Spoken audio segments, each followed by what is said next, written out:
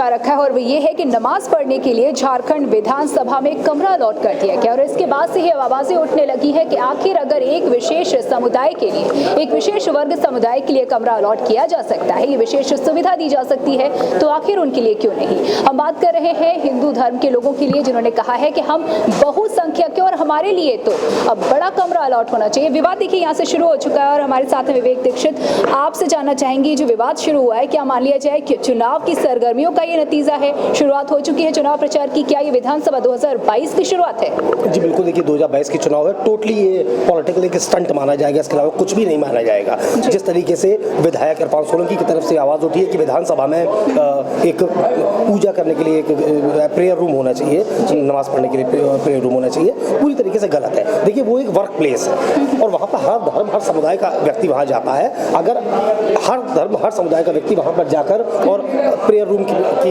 Demand करने लगेगा तो ये पॉसिबल नहीं है कि उसे पूरा किया जा सके। लेकिन इरफान सोलंकी ने तो साफ कहा है कि नमाज भी जरूरी है उसी तरह जिस तरह से काम जरूरी है, यानी कि विधानसभा के काम को जो भी कार्रवाई होती है, काम होते हैं, उसको उन्होंने उतना ही जरूरी माना है जितना कि एक नमाज, यानी कि एक धार्मिक क्रिया। जी देखिए वो विधायक है तो इसका मतलब ये नहीं है कि उनकी इंडिविजुअल सोच हो सकती है, उनकी ये सोच हो सकती है कि ये भी इतना जरूरी है, ये भी इतना जरूरी है। ये सब जो आपके वर्किंग प्लेस है वहाँ पे ये सब ना आज तक हुआ, ना ही भारत के संविधान में है और पूरी तरीके से ये मांग गलत है। इसके लिए इसके विरोध में बीजेपी की तरफ से भी बहुत सी बातें कही गई है। बीजेपी की तरफ से कहा गया है कि पूरी तरीके से पब्लिसिटी स्टंट है, जो द्वेष भरी राजनीति है उससे प्रेरित है ये।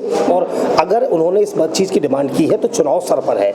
अपने वीडियो में विधायक इरफान सोलंकी ने कहा कि वो 3 साल के विधायक हैं, तो इसके जवाब में बीजेपी ने कहा है कि उनके पिताजी विधायक रहे थे, उनके समय से लेकर और इस समय तक आज तक इस चीज़ को लेकर आवाज़ नहीं उठी। और अब जब चुनाव सिर पर आ गया है, बिल्कुल चुनाव सिर पर आ गया, आचार संहिता भी लगने में कुछ ही समय बाकी है, तो ऐसे में इस तरीके की मांग का उठना ये अंडरस्टूड है कि वहाँ पर प्रेयर रूम का निर्माण अब इस समय पर नहीं करवाया जा सकता है।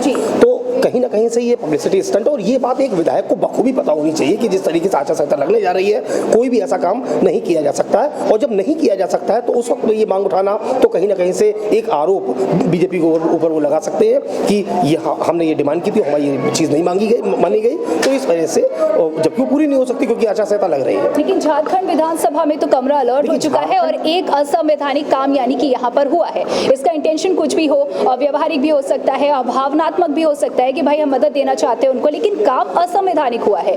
अब स्थिति कैसी बनती दिख रही है आपको? झारखंड में जो हुआ है वो हो चुका है, तो उसमें ना ही आचार संहिता आ रही है और ना ही चुनाव बेहद करीब है। लेकिन यहाँ पर जो डिमांड की गई है, मैं उसकी बात कर रहा हूँ, कानपुर शहर के अंदर जो डिमांड की गई है, विधायक सीसा मऊ ने जो डिमांड की है वो चुनाव से ठीक पहले की है, आचार संहिता का समय है और ये डिमांड उनकी पूरी नहीं हो सकती है। बाद में यही डिमांड एक आरोप के रूप में तब्दील हो जाएगी जो कि चुनाव में राजनीति में काम आएगी। बिल्कुल, देखिए जैसे ही कमरा अलॉट हुआ उसके बाद से ही झारखंड की हेमंत सोरेन सरकार ने जैसे ही मुस्लिम विधायकों के लिए कमरा अलॉट करने का फैसला किया, उसके बाद बीजेपी ने हेमंत सोरेन सरकार पर एक धर्म के लोगों को खुश करने का आरोप लगाई। मैं पढ़ के बता रही हूँ अपने दर्शकों को, जो कि सच भी है, लेकिन इसका बचाव किया जा रहा है अब कांग्रेस की ओर से। क्या तर्क, उनके जो तर्क दिए जा रहे हैं वो जायज है? अब आगे किस तरीके से इसे हैंडल किया जाएगा? देखिए कोई भी तर्क भारतीय संविधान से बढ़कर नहीं होता। भारतीय संविधान में जिस चीज का प्रावधान नहीं है उसके आगे फिर कोई भी तर्क नहीं चलता, चाहे वो कोई भी राजनीतिक पार्टी किसी भी भावना से उसको दे।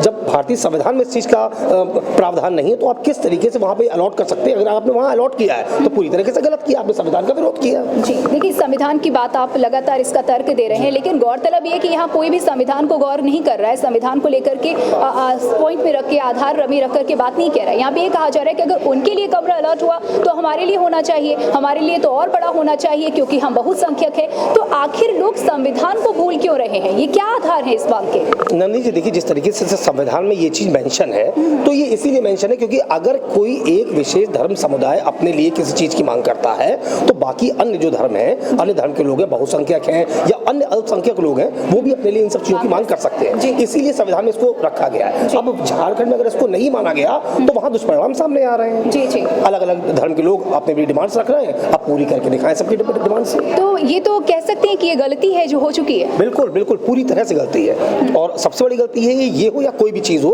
जो भारतीय संविधान के विरुद्ध है वो गलत है, तो ये बहुत बड़ी गलती है। तो गलती सुधार को लेकर के क्या ऐसा नहीं है कि एक गलती होने के बाद लगातार अब गलतियां होती जा रही हैं? क्योंकि जिस तरीके से कांग्रेस इस फैसले का बचाव करती नजर आ रही है और दूसरी तरफ जो वहां पर झारखंड में जो विपक्ष पक्ष है वो तरीके की अटपटी सी मांग रख रही है, तो गलती पे गलती होती जा रही है। अब स्थिति कैसे नियंत्रित हो? जी बिल्कुल, देखिए ये जो एक राजनीति में इस समय देखने को मिल रहा है, निश्चित तौर पर ये गलती हो रही है। इसकी शुरुआत एक गलती से की गई और अब दूसरे राज्यों में या झारखंड के ही अंदर या अन्य राज्यों में इस तरीके की मांगे उठना स्वाभाविक है, क्योंकि आपने एक जगह एक गलती कर दी है। अब उस एक गलती को, एक चीज को छुपाने के लिए आपको निश्चित तौर पर इस तरीके की आवाजें उठेंगी और अलग अलग जो समाज के लोग हैं, अलग अलग संप्रदाय के लोग हैं, समुदाय के लोग हैं, वो इस तरीके की मांग करेंगे। क्या ऐसा नहीं है कि इतनी गंभीर स्थिति से देश गुजर रहा है, बल्कि पूरी दुनिया गुजर रही है, बहुत ही गंभीर मुद्दे हैं, तो असली मुद्दों से कहीं भटकने वाली बात नहीं हो गई है? जी देखिए, मैं आपको बता दूं, पिछले कुछ दिनों से राजनीति में जो देखने को मिल रहा है वो द्वेषपूर्ण राजनीति बहुत ज़्यादा देखने को मिल रही है। बहुत से ऐसे डिसीजन, बहुत से ऐसे फैसले जो हित में है, देश हित में है, उनको भी विपक्ष की ओर से लगातार ठुकराने का काम किया जा रहा है। उस पर पुरजोर से, जोरी से विरोध किया जा रहा है और उसका प्रारूप बदल के जनता के सामने प्रस्तुत करने की कोशिश की जा रही है। ऐसे कई उदाहरण पहले भी देखे जा चुके हैं, कई कानून आए, उनके मामले में भी इसी तरीके के विरोध देखे गए। तो जो इस समय देश की राजनीति में हो रहा है वो कहीं ना कहीं गलत हो रहा है। ये तो पूरी तरीके से ये जो प्रेयर रूम बनाने की बात है या झारखंड में बन जाने की बात है, पूरी तरह से गलत है, क्योंकि ये संविधान के ही खिलाफ है। अब एक संविधान की चीज को अगर एक राजनेता नहीं समझेगा तो आम जनता उस चीज को कैसे समझ सकती है? किसी एक समुदाय को खुश करने के लिए वहां पर प्रेयर रूम बना देना या इस तरीके की कोई भी काम करना तो कहीं ना कहीं से गलत है, जबकि संविधान के विरुद्ध है। देखिए, अगर प्रेयर रूम बनता है या फिर नहीं भी बनता है, इससे फर्क तो विधायकों को पड़ेगा, आम जनता को तो इससे फर्क पड़ने नहीं वाला नहीं है। बस इतना हो सकता है कि उन्हें लगेगा कि हमारे लिए ये काम किया गया या हमें इतनी वरीयता दी गई।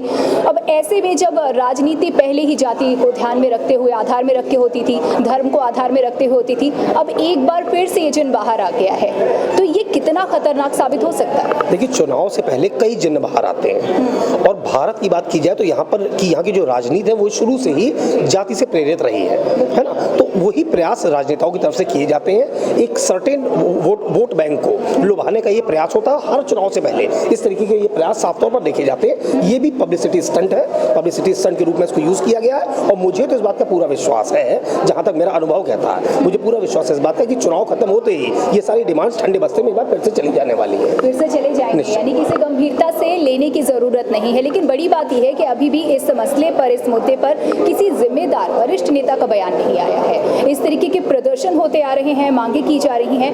अगर फैसला गलत है तो जरूरत है इसे साबित किया जाए कि ये गलत है, असंवैधानिक है, और अगर कोई असंवैधानिक फैसला लिया जाता है तो उस पर सुधार किए जाने की जरूरत है, ना कि शोर मचे। तो क्या हम सही दिशा में प्रयास कर रहे हैं? क्या नहीं, देखिए ये कहीं ना कहीं से बात बिल्कुल सही है कि किसी बड़े राजनीतिक नेता का अभी तक इसमें हस्तक्षेप नहीं हुआ या कोई बयान नहीं आया। आखिर क्यों नहीं हुआ, क्या लगता है? ये गलत है। देखिए, ये जब तक ये बयान भी, अगर बात सत्ताधारी पार्टी की जाए तो बयान भी कुछ सोचने समझने के बाद दिए जाएंगे, है ना, कुछ डिमांड्स को देखते हुए बयान दिए जाएंगे। ऐसा इस सरकार में कई बार पहले देखा गया कि बहुत लंबे समय तक बयान नहीं आते हैं। तो ये बयान ना आना या कोई डिसीजन ना लेना या किसी डिसीजन की बात ना करना, ये गलत है। और मुझे ऐसा लगता है कि कुछ समय के बाद निश्चित इसमें कोई ना कोई, क्या मान लिया जाए कि बयान आने में जो देरी हो रही है, इंतजार किया जा रहा है ये देखने के लिए कि आखिर ऊंट किस करवट बैठेगा? ये भी हो सकता है, बिल्कुल सही बात है। देखिए, पॉलिटिक्स है, पॉलिटिक्स में सब कुछ चलता है। तो जो सत्ताधारी पार्टी है वो शायद इसी बात का इंतजार कर रही है कि कुछ समय और इसको देख लिया जाए, इस मामले की गंभीरता को समझ लिया जाए, इसकी डिमांड कितनी तेजी से उठ रही है इसको देख लिया जाए, उसके बाद इस पर निर्णय लिया जाए, या हो सकता है निर्णय ना भी लिया जाए। देखिए, आपने कहा कि पॉलिटिक्स है, पॉलिटिक्स में सब कुछ चलता है, तो कहीं ना कहीं जनता चलने देती है इसलिए चलता है, और नेताओं ने ये भी मान लिया है कि ये पॉलिटिक्स है, यहाँ सब कुछ चलता है, और इसीलिए इतनी छोटी छोटी सी बातों पर अब चुनाव सिर पर हैं। और ऐसे में वहाँ झारखंड में इस तरीके का फैसला ले लेना कि एक विशेष वर्ग समुदाय के लिए एक कमरा आरक्षित कर देना और उसके बाद इस तरीके की डिमांड उठना कि उनके लिए हुआ है तो हमारे लिए भी हो, ये बहुत ज़्यादा स्थिति असमंजस में नहीं डाल। देखिए नंदिनी जी, मैंने कहा कि राजनीति में सब चलता है। ये जो एक वाकया सामने आया है इस चीज की डिमांड को लेकर, ये साफ तौर पर ये दिखाता है कि राजनीति में ये चलता है। चुनाव से पहले काफी कुछ चलता है, हर बार चुनाव से पहले ये सब चीजें देखी जाती हैं। इस बार भी ये चीज देखी जा रही है कि इसको एक पब्लिसिटी स्टंट के रूप में यूज किया जा रहा है। एक विधायक जब इस बात को अच्छे से जानता है कि कुछ दिन में आचार संहिता लग सकती है और ये चीज पॉसिबल नहीं हो सकती, संभव नहीं हो सकती, तो ठीक ऐसे मौके पर इस डिमांड को उठाना कि कितना जरूरी है, कितना सही है। बिल्कुल। देखिए, जैसे ही ये मुद्दा आया उसके बाद कानपुर के इरफान सोलंकी ने अपनी एक प्रतिक्रिया दे दी, बयान दे दिया। अब लगता है कि क्या आने वाले समय में और भी विधायक इस मुद्दे को भुनाने की कोशिश करेंगे और लाइमलाइट में आने के लिए अपने इस तरीके के बयान दे सकते हैं? सकते हैं? देखिए बनाना शुरू हो गया है, बनाना शुरू हो चुका है। भारतीय जनता पार्टी के विधायकों के वीडियो वायरल होने लगे हैं, वो लगातार इस बात को कह रहे हैं कि इन्होंने गलत किया या क्यों किया। ये इस तरीके के जो शुरुआत है वो हो चुकी है, तो ये होनी भी थी। जिस तरीके से ये बात रखी गई है, एक डिमांड रखी गई है, तो ये होनी भी थी। अब इस डिमांड के लिए एक वीडियो जारी करना ये कितना जायज़ है? इस एक डिमांड थी तो उस डिमांड को आप विधानसभा अध्यक्ष से अपनी बात रख सकते थे और संवैधानिक तरीके से रख सकते थे। उसके लिए सोशल मीडिया का इस्तेमाल करना, ताकि एकदम आम आदमी का तरीका, ताकि सोशली वो बात पहुंचे, जन जन तक वो बात पहुंचे, तो कहीं ना कहीं से भावना दिखाई दे रही है। बिल्कुल।